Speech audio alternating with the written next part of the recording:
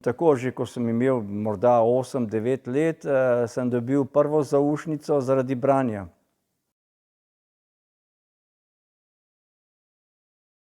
Slovenski avtor, pokojni Vid Pečjak, je napisal odlično knjigo Drejček in trije marsovčki. In zgodba je bila tako napeta, jaz sem si tako živo predstavljal, da bojo zvečer verjetno pristali pri nas doma, te marsovčki, in dejansko nisem mogel knjigo odložiti zunaj, sem bral na soncu, tako da je bila potem mama zelo huda, ker je kuhala kosilo in bilo že dvakrat pogreto. In tako da sem bil prvič kaznovan prav zaradi branja in večkrat potem tudi kasneje, ker sem z zelo slabo baterijo bral pod kovtrom, ko je mama že 8-krat ugasnila luč in rekla, zdaj pa dosti. Didakta je več kot 31 let na knjižnem trgu, ena od prvih, če ne prva založba s privatnim kapitalom. In ena prvih, kako bi rekel, želja je bila tudi izdajati madžarsko literaturo. Imeli smo zelo dobrega prijatelja, žal pokojnega Hradila, ki je prinesel prve predloge. No, in tako se je zgodilo, da je eden prvih, pač prva izdaja res dobro, kvalitetno prevedenega dela iz madžarščine, je bil Irme Kertész.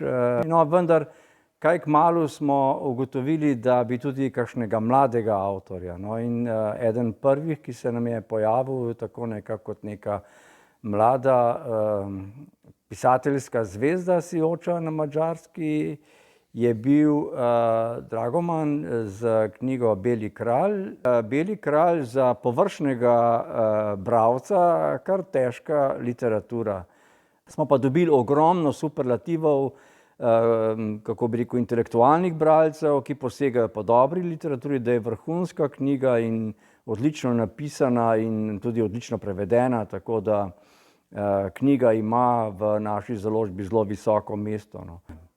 Dejansko on porabi ogromno energije, ko se ustavi ob nekem česarkoli, in si porabi veliko časa, da dogodek opiše. To je morda za tiste manj zahtevne bralce, potem vidim, da ne morejo preskakovati strani.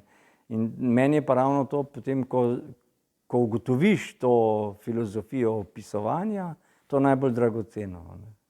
Smo bili zelo veseli tudi obiska, dvakrat je bil na knjižnem sejmu avtor, tako da so ga lahko bralci tudi osebno spoznali in se tega smo bili zelo veseli, tudi s tem nekoliko se je povečala prodaja tega naslova. Prvi obisk je bil relativno zadržan, tudi on je bil, recimo, deloval izredno plaho, pač takrat je imel, ne vem, morda nekaj čez 20 let.